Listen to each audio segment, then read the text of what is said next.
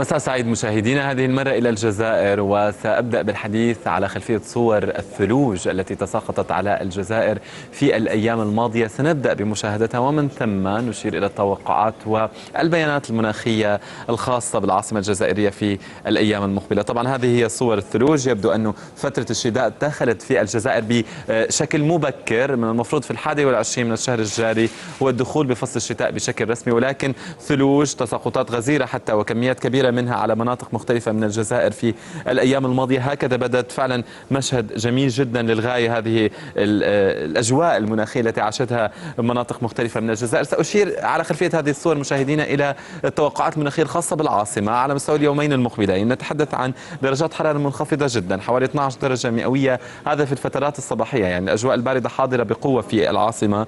في الفترات المسائية نتحدث عن حوالي 8 درجات مئوية، سرعة الرياح قوية، أتحدث عن حوالي 23 كيلومتر في الساعة في الساعات 48 المقبلة، ونسبة رطوبة عالية جدا تتجاوز 90% في الأيام المقبلة. وأيضا احتمالات الأمطار قائمة ابتداء من الليلة أو تحديدا في هذه الليلة بتساقطات مطرية قد تصل إلى 2.7 ملم. هذه هي التوقعات بالأرقام الخاصة بالعاصمة الجزائرية على مستوى الأيام المقبلة. وهنا أحاول أن أفسح المجال أمام أكبر وقت ممكن لهذه الصور لنستعرضها، وهي خاصة طبعا بالجزائر بخصوص الثلوج التي تساقطت في الأيام الماضية.